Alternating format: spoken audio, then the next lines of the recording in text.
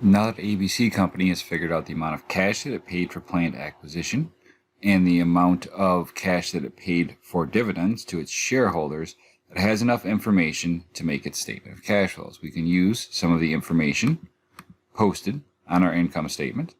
We can use the difference between some of our balances for our accounts posted on our balance sheet to fill in this statement of cash flows. We're going to use the indirect method, which means our first step in the operating section, our first of the three main sections that we have, is to adjust our reported amount of net income to the actual amount of cash which was provided by or used for operating activities. So first line, we are going to start with net income, and we have that number.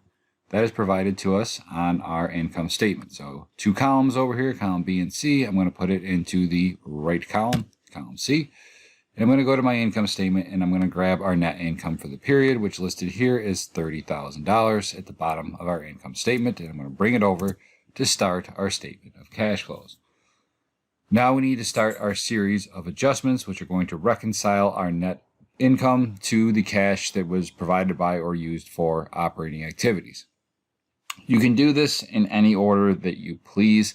It's good to find your order and always do it in a set pattern so you don't forget things. So we're going to use the order that I use here, which is to start with adjusting for anything that we have on our income statement that is going to affect our income, which actually didn't affect our cash flows.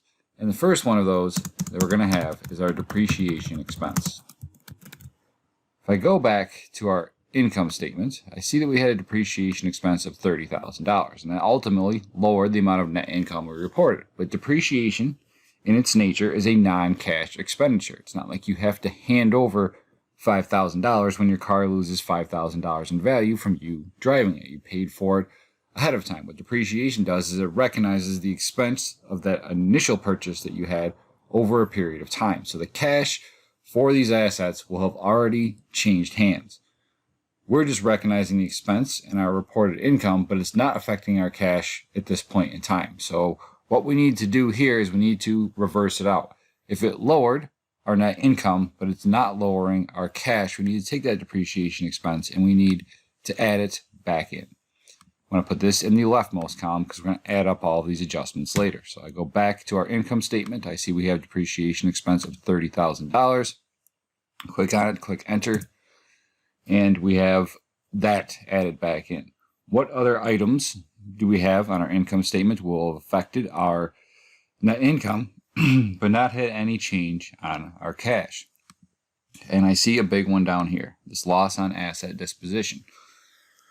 We threw out an asset that our books said was worth $14,000. We declared a loss on the disposition of that asset, which ultimately reduced our net income. But the cash had already changed hands way in the past on that asset that we threw out. At the time that we threw it out, it's not like it affected the cash balance of our, company checking account. So that loss on asset disposition is going to lower our net income, but it has no bearing on our actual cash flows. So I'm going to go back to our statement of cash flows. My second line in here for non-cash expenditures or revenues that affected our income statement but did not affect our cash flow is the loss on asset disposition. And since it lowered our net income but it didn't lower our cash flow, and I'm adjusting net income to the actual cash that came from operations, I'm going to add it back in. So the rule of thumb is that when you have a loss and you're adjusting your net income to cash, it always is a positive. It always gets added back in. So since that was negative on our thing and it's showing up negative now, I'm going to go into my formula bar. I'm going to hit a little negative after the equal sign, and that'll turn that number positive. Losses get added back into net income. Gains get subtracted from net income. And non-cash expenditures like depreciation expense always get added back in. Now that we have that done, we're using the indirect method, which means we're going to adjust cash by the amount, the changes that we have in our current asset accounts and our current liability accounts. And those are all present on our comparative balance sheet. So we're going to take all of our non-cash. Cash doesn't count for what we're doing right now because this is ultimately going to be our answer. We take all of our non-cash assets, like accounts receivable, like merchandise inventory, and we adjust our cash flow for that amount. So let's start with what happened to accounts receivable. Accounts receivable was $17,000. It went up to $26,000. It's an increase of $9,000. So if I go to my adjustments and I put increase in accounts receivable and AR in here, I can go back to my balance sheet and I can put an entry in for the difference between those two numbers. 26,000 minus 17,000 is 9,000. That increase that we have in accounts receivable actually has to decrease our cash flow. So in the formula bar, I'm going to go put a negative after the equal sign to start with. I'm going to open a parenthesis at the beginning of my formula, close a parenthesis at the end of my formula, and there we go. Now it's negative. Why is an increase in AR going to adjust our net income down? Well, we made that sale and we made it on account, but we still recorded the revenues at the time. It still ended up in our $1 million of sales revenue over here. However, it was on account. We didn't actually get the cash for it. So that amount of, sales that we did is showing up in our net income, but it's not showing up in our cash account because we've not received the cash for it yet. We had an increase to AR. So that's how we start with that section of adjusting our current assets. The next thing that we have on here is a decrease in merchandise inventory. If I go to my balance sheet, I see that our merchandise inventory went from 50,000 last year down to 44,000 this year. So I'm going to go and I'm going to hit equals, go to the balance sheet, and I'm going to subtract those two numbers out that we had. 50,000 minus 44,000 is a decrease of $6,000. That decrease that we had in merchandise inventory is an increase to cash flow. Why would that be? Well, one of two things had to happen here. Either we spent less to make less inventory, decrease in merchandise inventory, which means we would have preserved more cash flow and it needs to get adjusted up. Or we have more inventory on hand that we've been sitting on, which we've not yet sold, which we've not yet had to recognize a cost of goods sold expense for. So that would also increase our cash flow. So for your current assets, the rule of thumb is an increase decreases cash flow and a decrease increases cash flow. For your current assets, do the opposite of what the change was on your comparative balance sheet. We have two liability accounts that are current liabilities that we have to track for. They are accounts payable and they are accrued liabilities, things like salaries payable, utilities payable, etc. We'll start with accounts payable. What happened to this account? It was $26,000. It went down to $22,000. We had a $4,000 decrease in our accounts payable. So I'm going to go and I'm going to put that in here. Decrease in AP this time. Hit equals, go back to my balance sheet, and I see that it went from 26,000 down to 22,000. That is a $4,000 decrease in accounts payable. Accounts payable means you owed money. So if you have a decrease in accounts payable, you are further out of debt. And if you're further out of debt, you had to have transferred more cash to pay off that debt. So a decrease in accounts payable is going to decrease your cash flow. So I got to turn this number negative. So one more time, I'm going to go into a formula bar. Right after the equal sign, I'm going to put a negative symbol in. I'm going to open a parenthesis at the beginning of our formula. I'm going to close the parenthesis at the end of our formula. And it turns that number negative. The other current liability that we have to account for on our balance sheet are our accrued liabilities. They were $19,000 in 2020. They're up to $20,000 in 2021. We are going to go and bring in that increase in accrued liabilities to our statement of cash flows. So one more time, I'm going to hit equals in column B. I'm going to go back to our balance sheet and I'm going to see that we had $19,000 last year. We've got $20,000 this year. We went up by $1,000.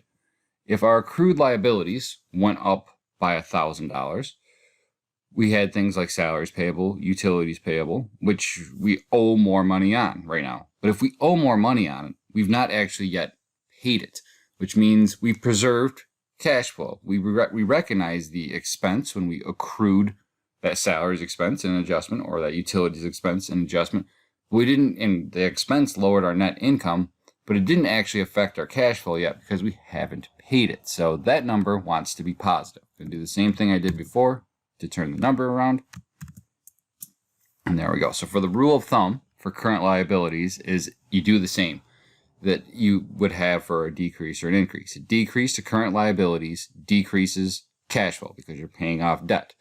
An increase to a current liability increases cash flow because you have already recognized the expense, but it's not actually lowering your cash, so you need to reverse it out. And then over here, right next to the bottom of our last item, I'm going to find the sum of all of those numbers up above.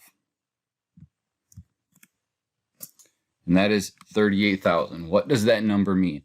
It means that the amount of cash that we actually brought in from operating activities, our normal course of operations, whatever they are for ABC Company, was $38,000 higher than the amount of net income we reported on our income statement. So for cash provided by operating activities, you simply take your net income and then you add in whatever your amount of adjustments was. In this case, yes, we reported $30,000 in cash during the period, but we had we reported $30,000 of net income during the period, but we had $68,000 of cash provided by those operating activities.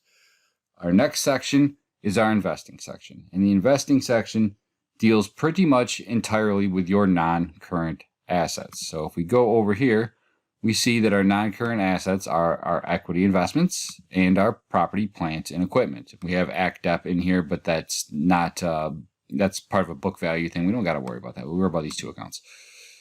So what happened to our equity investments? Well, they went from 40,000 up to 50,000. And our information over here on this tab told us that we paid cash to invest in the common stock of another firm during the period, but we did not sell any of our existing equity investments. Therefore, and here's the big part, the difference in equity investments on the comparative balance sheet is the amount of cash the firm spent to acquire common stock of the other company. Well, let's make that happen then. We had a cash payment for equity investments. And it is the difference between the two numbers we're reporting on our balance sheet. 50,000 minus 40,000 means we spent $10,000 in cash. If we spent the cash, our cash flow has to be going down. So we want that to be negative to our cash flow. So I'm going to go and put a minus sign after the equal sign, put parentheses around my formula to make sure that number is negative, and it is. What other item do we have on here? We have our PP&E. And yes, our PP&E went up by $31,000 or $31,000, $129,000 to $160,000. But we know from before that we discarded some assets in there. So our amount of cash actually spent isn't just that. How much was it? Well, we already figured this out. It is right here. We paid $45,000 cash to acquire plant assets during the period. So for this line, we're going to have our cash payment for the purchase of plant assets. There we go, I can type. And that's equal to the number that we came up with on our formula bar, which was 45,000. If we're paying the cash to acquire those assets, our cash flow has to be going down, so that number should also be negative. So I'm going to put a negative sign in there right after the equal sign. And in total, what do we do for our non-current assets? We spent $10,000 buying more common stock in another company. We spent $45,000 to acquire more plant assets for our own use. In total, we used $55,000 worth of our cash up for investing activities. And I know investing is a weird term because you think stocks, bonds, etc. when you think of investment, so that could be part of it. But investment in terms of the statement of cash flows is inclusive of all the things that you do to invest in the long-term success of your business, which means acquiring non-current assets like your PP&E. And then we've got two of the three main sections done. We figured out our cash provided by operating. We figured out our cash used for investing. Lastly, we have financing, the way that we obtain funds to be able to buy all of those current and non-current assets and pay off our current liabilities and all of that stuff. Well, how does a company do that? They have two different options. They can finance with debt, which is notes payable, mortgages payable, bonds payable, etc. They can finance with equity, which means they can either use the retained earnings that they have or they can issue new shares of common stock. And then they have other things that affect that stock after it happens. They can repurchase it and it would go into treasury. That would be part of your financing. Or they can pay dividends on the outstanding shares of that stock, which would be your withdrawals from the company. Still part of your financing model. You agreed to pay those dividends when you sold the stock. Speaking of those dividends, let's start with the dividends. We paid dividends during the period. So we have a cash payment of dividends that has to go on here. And we already figured out that number in our formulas. We paid $21,000 for dividends during the period. We paid that, which means our cash flow has to be going down. We took the money out of our company bank account and gave it to our shareholders. So that payment of dividends has to decrease cash flow. Next up, we would have anything else to do with long-term debt or with our equity accounts. And we see over here, we have notes payable.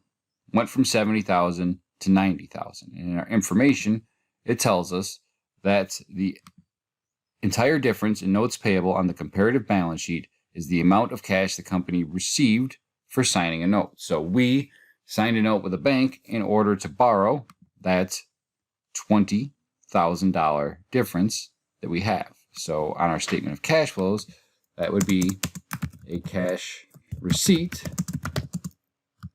for signing notes payable. And the difference between those two numbers, it went from 90,000 up to 90,000. From 70,000, we brought in $20,000 cash for signing a new note. We have on our balance sheet an increase of $5,000 to common stock. We sold our shares to new shareholders and we brought in $5,000 cash for doing so. So the next item that we have to put on here is the cash receipt for common stock issuance. And that is just the difference between the two numbers that you have on here. And that is a $5,000 increase. That's going to increase our cash flows by $5,000. Once our stock's out in the public, we can repurchase it if we want to. And we see right here that our treasury stock increased from 7,000 up to 8,000. It's always reported negative on a balance sheet because it's a contra equity account. What do we do here? Well, our information tells us right here that we paid cash to repurchase outstanding shares of the company's own common stock in a treasury. We don't have anything else about we sold some of our treasury stock, blah, blah, blah, blah, blah. We just paid cash to buy even more shares, which means on our statement of cash flows, we need to account for the cash payment for the purchase of treasury stock. And that number, according to our balance sheet, is an increase of $1,000 in this case. We paid money to buy more treasury stock, which means our cash flow has to be going down and it's negative. So that's exactly what's happening. So for both the operating and investing sections, you need to ask yourself, are we the ones shelling out the cash? We bought the equity investments. We bought these planned assets. We bought that treasury stock back. We took cash out to pay dividends. In all of those instances, money's flowing out of our company. They need to be reported negative. Or are you the one bringing in the cash? We took on a bank loan. We signed a notes payable. We have to be bringing in cash there. We issued new shares of common stock. People bought them from us. We have to be the ones receiving cash. So for cash receipts for all of these items, you increase your cash flow. For cash payments, you decrease your cash flow. And in total, from financing, from everything that had to do with our long-term debt, our equity, and our withdrawal accounts, the sum of those numbers is $3,000. And that makes sense if you think about it. If we took the $20,000 loan that we had and the $5,000 that came in from common stock, and we turned around and we spent $1,000 of that $25,000 in total to buy back more shares, we'd be down to 24 grand. And if we spent another 21,000 to pay dividends, we would be down to $3,000. So net, all the things that we had to do with our financing model increased our cash flow by 3 grand. And now we have the net increase or decrease in cash. And that is the sum of your 3 different sections. Is the sum of your operating section, your investing section, and your financing section. And I'm going to go and I'm going to turn those just red so we know what numbers I'm adding up. I can't tell you how many times on this assignment or any statement of cash flows assignment across all of my accounting classes, I've seen students add up this whole column. You can't do that, because if you added up the whole column, you would be counting the cash that came from your operating twice. Like we came to that 68,000 by adding 30,000 and 38,000. If you just hit sum of the whole column, it would add that 68,000 and the 68,000. You'd be adding your operating twice. So for your net increase or decrease in cash, it's just the 3 numbers that I put into red. Let's add those 3 numbers together. The sum of those 3 numbers is $16,000. We had an increase, because it's positive, to cash of 16 grand. Does that number make sense on our balance sheet? Did we have an increase to the amount of cash we're reporting on our balance sheet of $16,000 for what we're reporting this year versus what it was the last time we reported? Well, it was $90,000 this year. It was $74,000 the last time we reported. That is an increase of 16 grand. So we know our statement of cash flows is correct. To be thorough on here, so users of our information don't have to go and check if what I just did makes, is correct. Let's make it easy for them and just copy over our cash balance from our balance sheet to finish our statement of cash flows. We had $74,000 of cash as of December 31st, 2020. It is now up to $90,000 taken from our comparative balance sheet. And that shows users of our information that it did indeed increase by $16,000, which is the sum of the cash provided by operating activities, used for investing activities, and provided by financing activities.